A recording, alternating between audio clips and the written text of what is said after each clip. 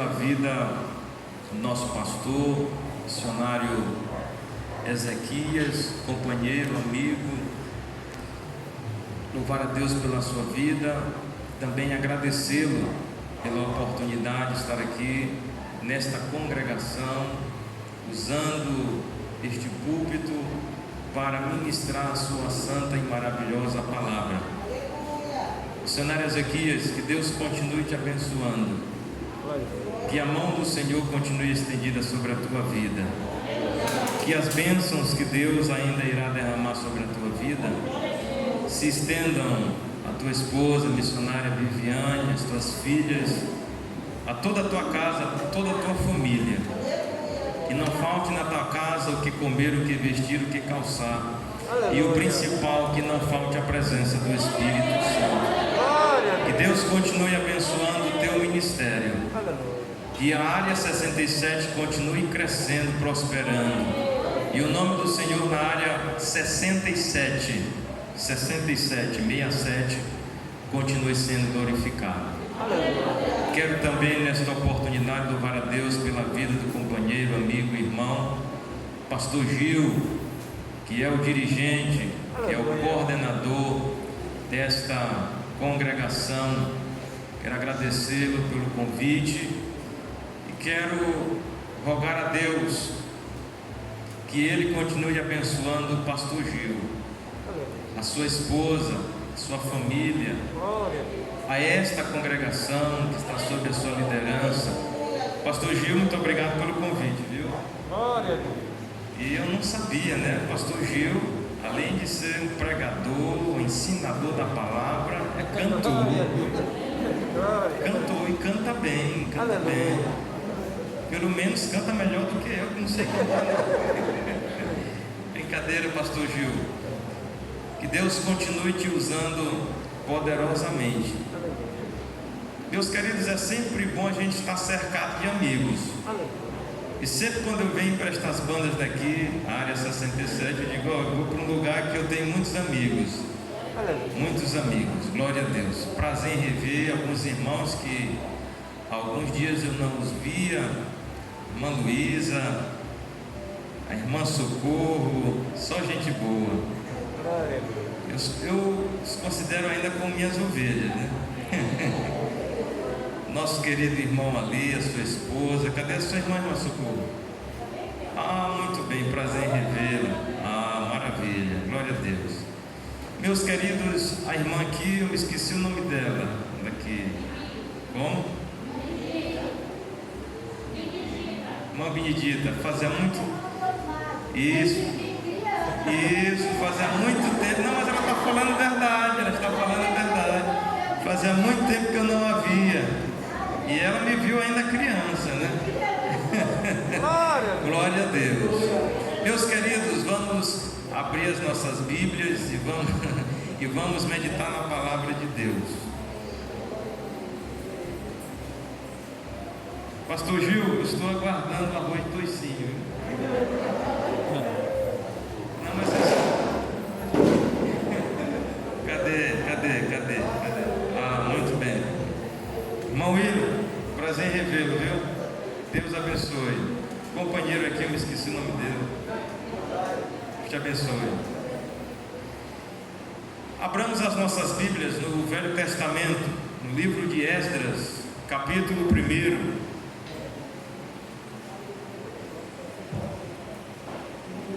Eu quero ler os 4 primeiros versículos do capítulo 1 do livro de Esdras.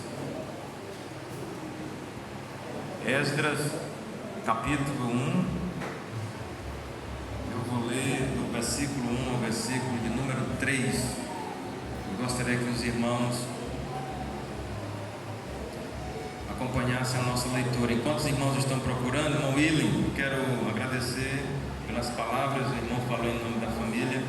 Agradecer, viu? Deus continue abençoando toda a família. Muito obrigado. Deus abençoe. Quem encontrou, diga glória a Deus. Quem ainda não encontrou, diga pastor Gessé, espere mais um pouco, que eu ainda estou procurando. Glória a Deus. Glória a Deus. Vai saindo. Vai sair no YouTube essa filmagem, rapaz, eu vou ficar famoso. Glória a Deus. Meus queridos, diz a palavra do Senhor no livro de Esdras, capítulo 1, a partir do versículo 1, que diz: no primeiro ano de Ciro, rei da Pérsia, para que se cumprisse a palavra do Senhor por boca de Jeremias, despertou o Senhor o espírito de Ciro, rei da Pérsia, o qual fez passar pregão por todo o seu reino, como também por escrito, dizendo, versículo 3: assim diz Ciro, rei da Pérsia: o Senhor, Deus dos céus, me deu todos os reinos da terra e me encarregou de lhe edificar uma casa em Jerusalém de Judá. Quem dentre vós é de todo o seu povo, seja seu Deus com ele, e suba a Jerusalém de Judá e edifique a casa do Senhor, Deus de Israel. Ele é o Deus que habita em Jerusalém. Eu vou ler até o versículo 4. Todo aquele que restar em alguns lugares em que habita, os homens deste lugar o ajudarão com prata, ouro, bens e gado, afora as dádivas voluntárias para a casa de Deus, a qual está em Jerusalém. E toda a igreja diga amém. Amém. Meus queridos irmãos, por causa do pecado, o povo de Deus, Israel, pagou muito caro. Por eles terem abandonado os mandamentos de Deus, por eles terem dado as costas para Deus, Deus permite que Judá seja levado para o cativeiro, mais precisamente na Babilônia. Passaram-se 70 anos. Judá ficou 70 anos no cativeiro. Ficaram 70 anos. Mas como diz o texto que nós lemos, palavras ditas, profetizadas pelo homem de Deus, o profeta, qual está no texto? O profeta Jeremias.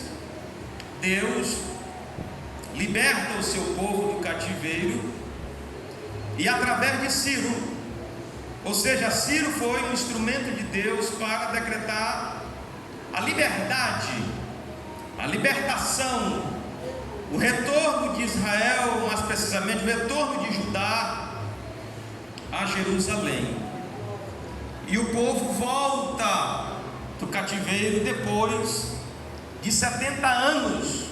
Depois de 70 anos, o povo volta para sua casa, para sua terra, no seio, cada um da sua ou das suas famílias.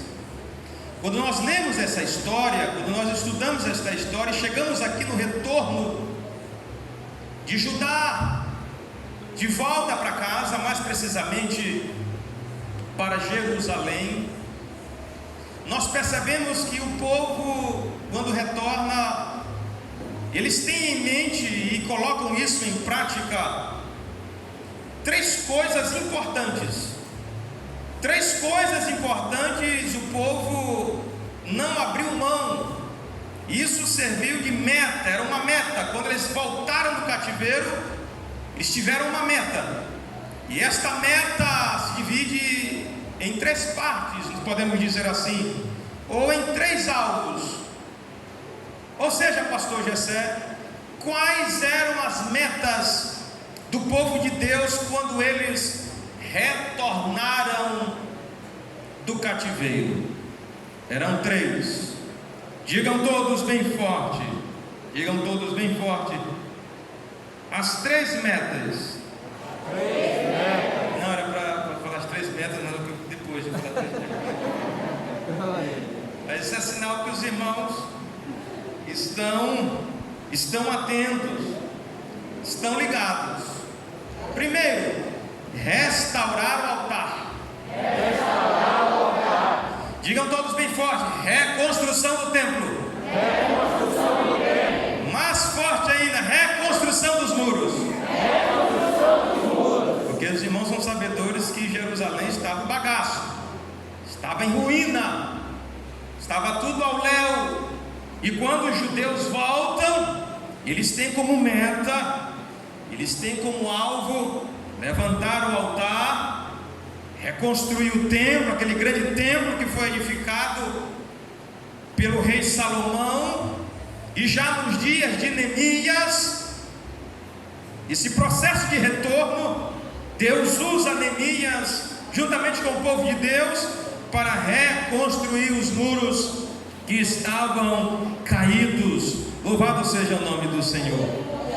Mas algo, meus queridos irmãos, chamou bastante a minha atenção quando eu estava meditando nessa história de Israel, ou mais precisamente no retorno de Israel, no retorno do povo de Deus, e nessas três metas: levantar o altar que estava caído, ou reconstruir o altar, reconstruir o templo, levantar os muros. O que me chamou a atenção, missionário Ezequias, o que me chamou a atenção, meus queridos irmãos, é que antes deles começarem a levantar as muralhas, os muros, levantar o templo, antes de tudo isso, a preocupação deles foi levantar o altar. Eu vou repetir, para que os irmãos entendam, e eu já compreendo que Deus já está falando em nosso meio. Não perca a voz de Deus nesta noite. Antes de levantarem os muros, antes de levantarem ou reerguerem ou reconstruírem o templo, a preocupação principal foi edificar o altar. Então já vai a primeira palavra de Deus para você nesta noite, e fale para a pessoa que está perto de você: antes de tudo na tua vida, o teu altar, que significa, que simboliza a comunhão com Deus, deve ser em primeiro lugar. Somente os que recebem esta palavra, levante as suas mãos e exaltem e glorifiquem o nome do Senhor para sempre. Pastor Gil, quando eu falo de altar, eu falo de comunhão com Deus, Uriel. Quando se fala de altar, já se vem à mente, já se vem no coração, já se vem na vida a comunhão com Deus. Ou seja, antes de emprego, antes de qualquer coisa, em mim e em você, deve estar em primeiro lugar a nossa comunhão com Deus. Sabe por quê? Porque em Mateus capítulo 6, versículo 33 diz: mas buscai em primeiro o seu reino e a sua justiça, e estas coisas vos serão acrescentadas. Louvado e agradecido seja o nome do Senhor para sempre. Mas eu gostaria de fazer a aplicação dessa história, deste contexto, deste fato que nós estamos meditando. Escutem só. De igual modo, trazendo isso para o contexto espiritual, muitos estão com os seus altares caídos. E vou repetir, diante que tudo nós já meditamos até agora, trazendo isso para o nosso contexto, ou contextualizando espiritualmente, é R$200 cada foto, eu quem quiser. O que é que eu estava falando das fotos? Altar. Vocês jovens, o que é que eu estava falando antes de falar sobre a foto? Estão me olhando? Isso. De igual modo, meus queridos, um contexto espiritual, isso aplicando nas nossas vidas. muitos estão com os seus altares, e quando eu falo de altar, eu estou falando de comunhão com Deus. Estão com os seus altares, digam todos, caídos. Mais forte, caídos. Mas levante a sua mão e diga: mas o meu altar não está caído. Meu altar está em pé, de pé, porque eu tenho comunhão com o Pai, eu tenho comunhão com o Filho, eu tenho comunhão com o Espírito Santo. Louvado e agradecido seja o nome do Senhor para todo sempre. Nós estamos vivendo dias, meus queridos, terríveis.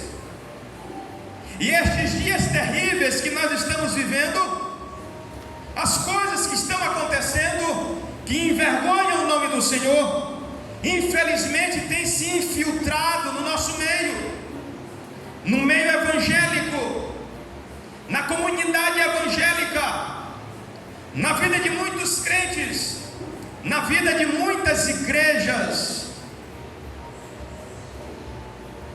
Hoje nós estamos vivendo um evangelho mascarado, ou um evangelho maquiado, um evangelho que fala mais no homem e menos em Deus, que fala mais em mim, que fala mais em você, que fala mais, que exalta mais o homem e deixa Jesus de lado. Estas pessoas, estas vidas, estas igrejas, louvado seja o nome do Senhor, precisam fazer como o povo de Deus fez aqui. Antes de todas as coisas, colocaram no lugar o altar da comunhão com Deus. Engrandecido seja o nome do Senhor, porque aqueles que têm comunhão com Deus, não está em primeiro lugar o eu, não está em primeiro lugar o homem, está em primeiro lugar é Jesus Cristo de Nazaré. É por isso que nós viemos nesta noite, não para adorar homem, não para exaltar homem, não falar palavras bonitas que exaltam a homens. Viemos a este lugar adorar e exaltar aquele que era, que é e será para todo sempre. Se isso é verdade, levante a sua mão e glorifique e exalte a Ele.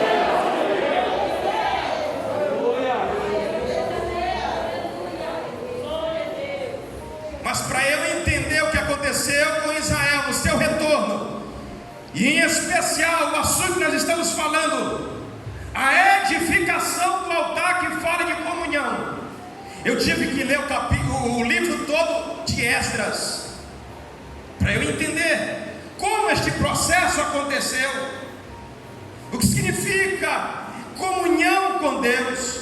E meditando em todo o livro de Esdras, eu pude aprender algumas lições, e eu gostaria de destacar aqui algumas lições que eu aprendi meditando no livro de Esdras, mas precisamente neste assunto que nós estamos abordando, que é a comunhão. O altar está em pé, louvado seja o nome do Senhor. Apesar de nós estamos vivendo dias de crise,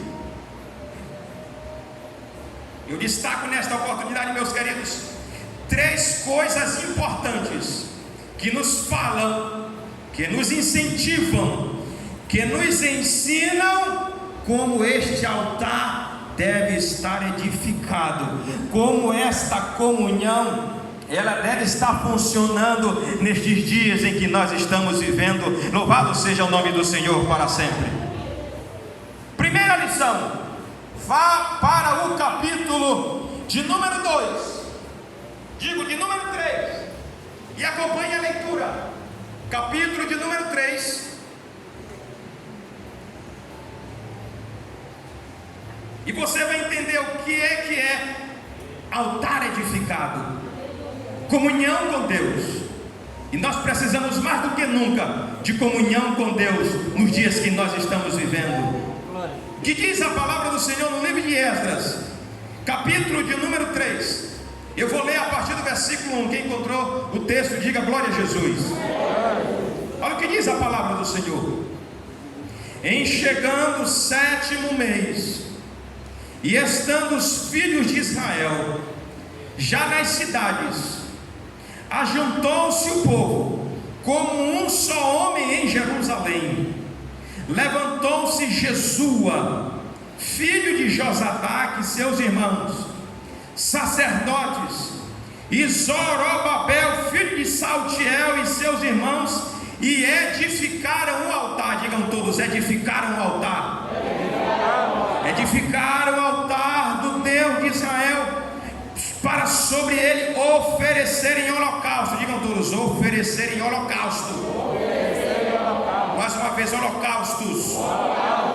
Como está escrito na lei de Moisés, homem de Deus. Versículo 3: firmaram o altar sobre as suas bases, e ainda que estavam sob o terror dos povos de outras terras, ofereceram sobre ele holocaustos ao Senhor de manhã e à tarde. Versículo 4: celebraram a festa dos tabernáculos, como está escrito, e ofereceram holocaustos diários segundo o número ordenado para cada dia, e todos digam amém. Amém. O que é que nós vimos nestes 4 versículos? Bem rapidinho, eu não vou me aprofundar porque o tempo não permite. Falarei superficialmente, mas entendo que mesmo superficialmente será o bastante para que você entenda. Estamos falando de altar, e altar fala de comunhão. E altar fala estar ligado com Deus. E o texto que nós lemos do capítulo 3, do versículo 1 ao versículo 4, está falando da oferta de holocaustos. Digam todos, oferta. Mais forte, oferta. Holocausto. Ou seja, tinha um altar, e eles ergueram o altar, colocaram nas suas bases. Depois que eles erguem o altar, o que é que eles colocam em cima do altar? Eles oferecem o quê? Sacrifícios a Deus. Aquilo ali era uma oferta a Deus. E o que é que isso, pastor Gessé, tem a ver com a edificação do altar? Tem tudo a ver, porque esta oferta aqui está sendo oferecida em cima do altar. Pergunta para o irmão, qual é a tua oferta que tu estás oferecendo para Deus? Louvado seja o nome do Senhor. Eu entendo aqui, meus queridos, em oferta de holocausto, e veja que o povo de Deus entregando a Deus o que eles tinham de melhor. Isso aqui fala de ato de entrega. Digam todos, ato de entrega.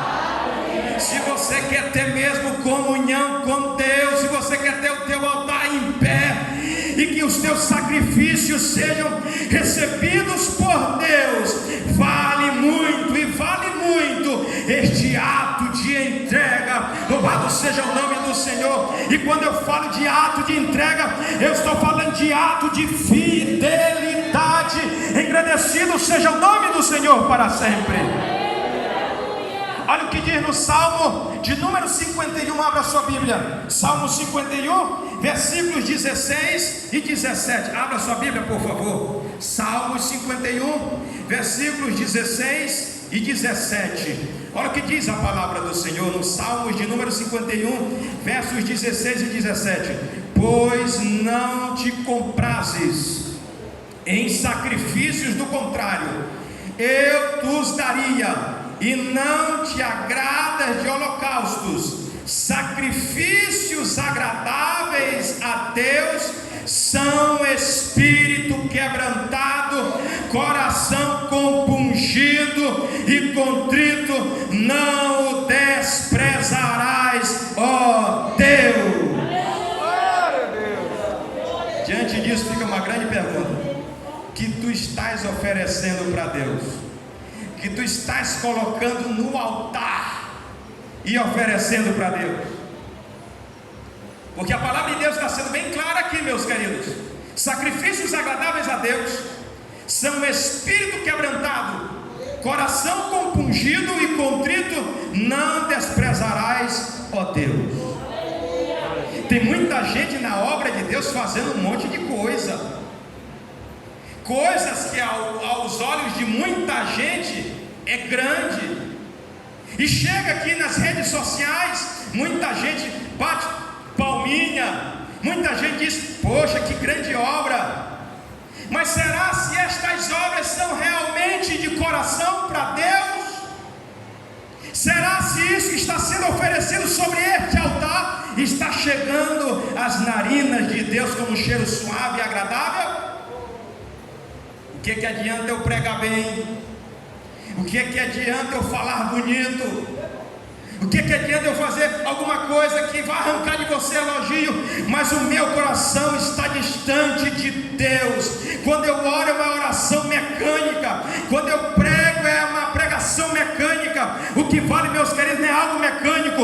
O que vale é sacrifícios agradáveis a Deus, são um espírito quebrantado, um coração compungido e contrito, Deus não desprezará.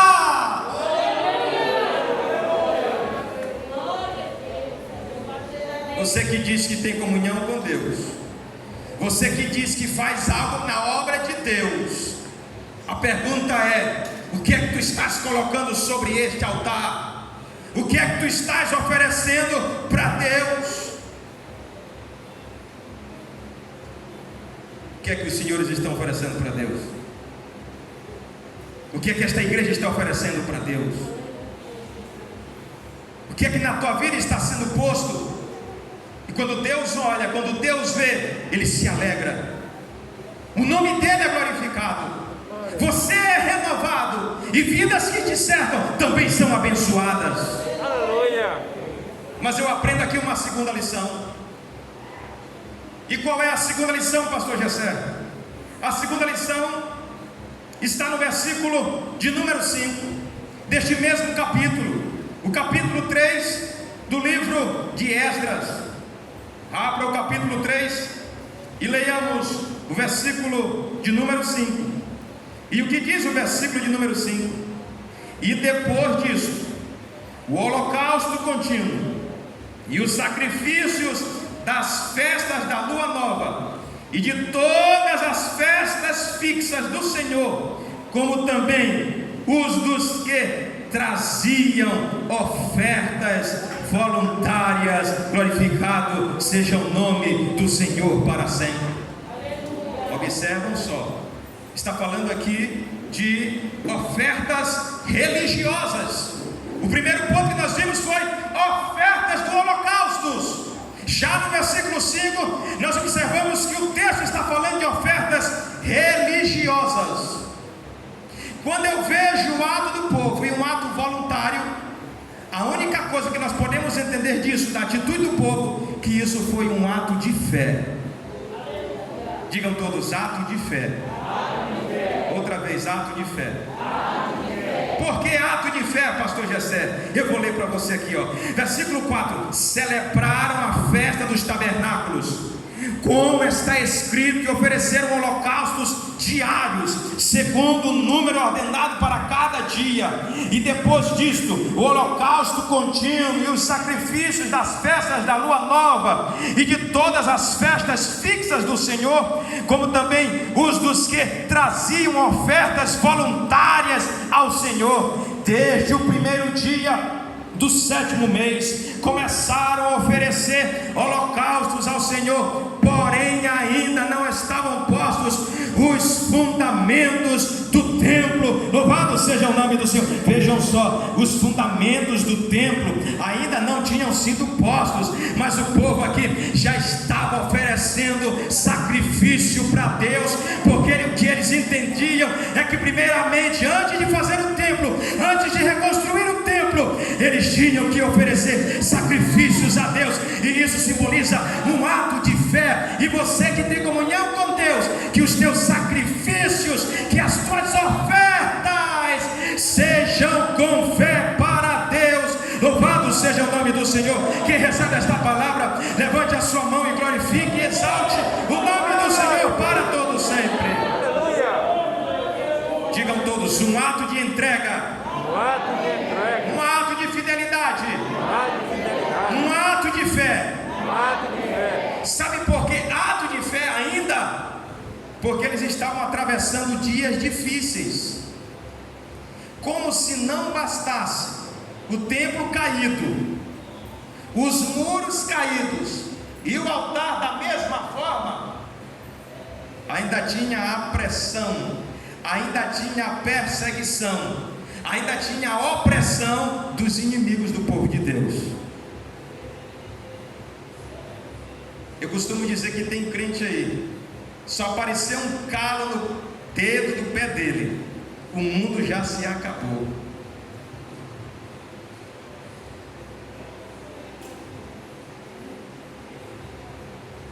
Os irmãos ficaram sabendo o que aconteceu alguns dias atrás lá na cidade de Coroatá, não foi?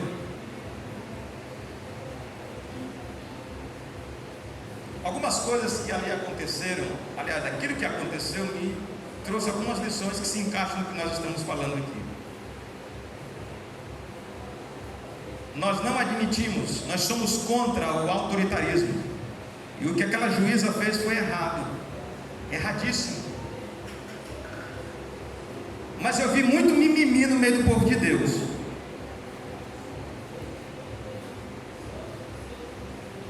Eu vi muito mimimi no meio do povo de Deus. Em que sentido esse tal de mimimi, pastor Jessé? Eu via crente falando nas redes sociais como se a igreja não era para a igreja ser perseguida. Então vamos rasgar os textos da Bíblia que fala que a igreja vai ser perseguida. Volta a dizer, nós somos contra a atitude daquela juíza. Está errada, errada. A atitude é errada. Mas tem muito mimimi no nosso meio. A gente quer andar assim como os ímpios. A gente que eu estou dizendo não são vocês, estou falando de modo geral. Igrejas, pastores que querem andar assim com o mundo. E na hora que o mundo prende uma caixinha de som, parece que o mundo se acabou.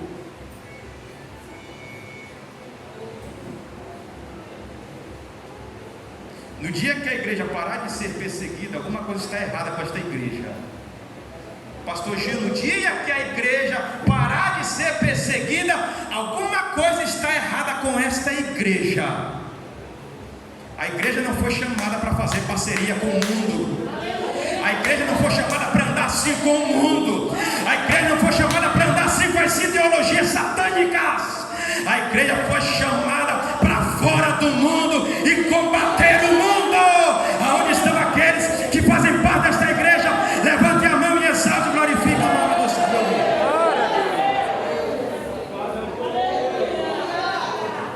E outra, eu vi um monte de crente desesperado. E eu dizia no meu pensamento: estes crentes aí estão faltando hoje, já se esqueceram do que Jesus falou em Mateus capítulo 5. O que Jesus falou em Mateus capítulo 5, pastor Jessé? Abra sua Bíblia, abra sua Bíblia e veja o que Jesus falou em Mateus capítulo de número 5, por favor. Mateus capítulo de número 5.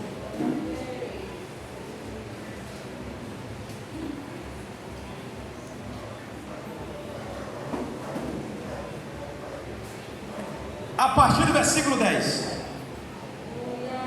Esse povo vai estar com esse mimimi todo, está faltando ler a Bíblia. Volta a dizer, somos contra a atitude da juíza, mas teve muito mimimi. Pastor, o que a igreja em Coroatá fez foi errado e azul? Não, errado não. Foi certo. Mas teve muito mimimi nesse meio aí. A igreja perseguida, não pode. Se nós estamos com a verdade, nós vamos esperar que a mentira se alie conosco? Se nós estamos do lado de Deus, nós vamos esperar que Satanás se une conosco? Mas olha o que a palavra de Deus está dizendo. Olha o que a Bíblia está dizendo. Tem muita gente que se esqueceu destes versículos. Mateus capítulo de número 5. Quem encontrou, diga aleluia. Versículo de número 10 em diante. Bem-aventurados. Sabe o que é bem-aventurado? Jesus está dizendo felizes. Felizes os perseguidos. Bem-aventurados perseguidos por causa da justiça, porque deles é o reino dos céus. Bem-aventurados sois quando por minha causa vos injuriarem e vos perseguirem e mentindo disserem todo mal contra vós. Não é para ficar com mimimi, não. Sabe o que é para fazer? Regozijai-vos e exultai, porque grande é o vosso galardão nos céus, pois assim perseguiram os profetas que vieram antes de vós.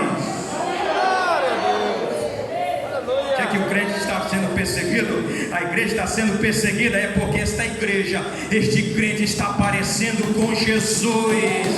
Então te alegra, glorifica, porque Deus irá te honrar. Louvado seja o nome do Senhor para todos sempre. E quantos podem glorificá-lo nesta noite?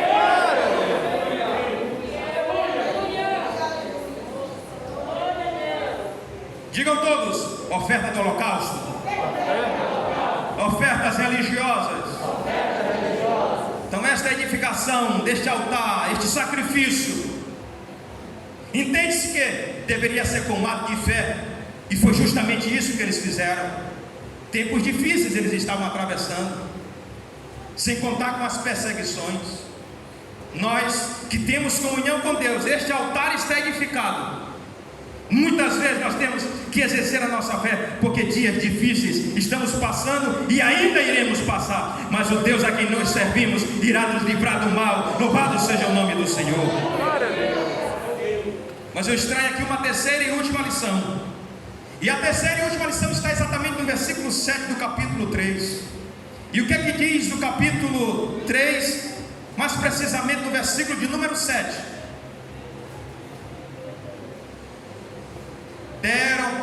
Deram, pois, o dinheiro aos pedreiros e aos carpinteiros, como também, digam lá, comida, bebida, mais forte, e azeite, amém, aos sidônios e tírios, para trazerem do Líbano madeira de cedro ao mar para Jope, segundo a permissão que lhes tinham dado Ciro, rei da Pérsia, e todos digam amém. Amém. Oferta do holocausto, oferta religiosa. E aqui é o que, pastor Jessé? O que é que isso tem a ver com altar? O que é que isso tem a ver com comunhão em dias de crise? Nós observamos aqui é o povo ofertando, é o povo contribuindo. Poxa, pastor José, até agora estava boa a mensagem. Negócio de dinheiro agora? Calma, espera eu terminar de pregar. O que isso nos ensina, meus queridos? É que o coração do povo não estava preso às coisas aqui da terra. O povo não tinha como Deus Mamon. Mamon não era o Deus de Israel, por isso que o povo não se prendeu. O povo abriu a mão e voluntariamente contribuíram. E o que é que isso tem a ver com altar? O que é que isso tem a ver com comunhão? Todos aqueles que têm comunhão com Deus estão desprendidos da terra. O dinheiro não é o seu Deus. As coisas desta vida não são seus deuses. Eu fico imaginando, missionário Ezequias, que muitos crentes estão vivendo nos dias atuais, e muitos deles dizem que seu altar está edificado, está em cima, e estão oferecendo holocaustos para Deus, mas estão presos nesta vida, eles estão vivendo como se o céu fosse aqui, estão vivendo como se não tivesse um outro lado da vida, estão vivendo como se tudo se resumisse aqui na terra. É por isso que muitas pregações se resumem só nas coisas daqui da terra. Eu ainda sou um dos poucos pregadores que falo ainda do céu, e eu acredito que eu estou pregando para uma igreja que o seu olhar, a sua visão, a sua esperança não estão nas coisas desta vida, estão no céu, na glória. Se isso é verdade, levante não apenas uma mão, mas as duas. Abra a tua boca e exalte o nome do Senhor. Aleluia. O povo não estava preso às coisas desta vida, aos bens materiais. Aonde está o teu coração, lá estará a tua prioridade. Qual é a tua prioridade? São as coisas desta vida? São os bens materiais? É o real? É a conta gorda no banco? É bom ter uma conta gorda no banco, mas ela tem preço de validade. Ela tem validade, melhor dizendo. Ela tem validade. Um dia ela vai se acabar. Daqui a pouco o ladrão entra, pode roubar. Daqui a pouco a traça vem, corrói, come, leva, destrói. Mas o que Deus tem para mim e para você, nem ladrão, nem Satanás, nem diabo, nem demônio vai tomar, porque está lá na glória, lá no céu. Louvado seja o nome do Senhor. Que as tuas ofertas para Deus, que a tua comunhão com Deus seja tão grande que você não esteja preso às coisas desta vida. Se isso é verdade, abra a tua boca e exalte, glorifique o nome do Senhor.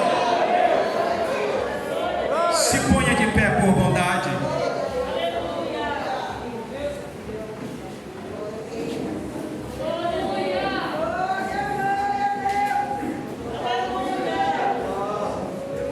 Pergunta aqui, quantos entenderam a mensagem?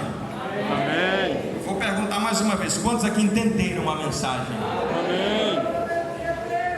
Eu quero finalizar esta palavra, já que nós estamos falando de altar, e foi algo, em primeiro lugar na vida de Israel, de Judá, quando retornaram do cativeiro. Eu gostaria de encerrar dizendo a você que vai identificar que teu altar está edificado e que as ofertas que estão sobre este altar estão chegando na glória. Esse Deus é em primeiro lugar na tua vida. Se Deus não for o primeiro lugar na tua vida, você pode até levantar ou pensar que está levantando o altar, pensar que esse altar está levantado, mas na verdade não está levantado. Você pode até pensar que esta oferta está chegando lá no céu, lá no trono, mas ela não estará chegando. Muitos estão preocupados com a obra do Senhor, mas não querem o Senhor da obra. Entendeu? Compreendeu?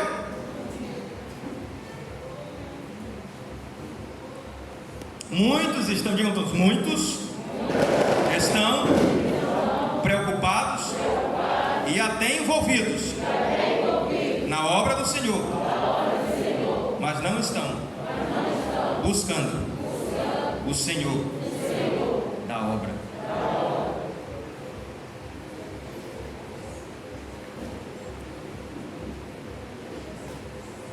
Infelizmente é isso que está acontecendo.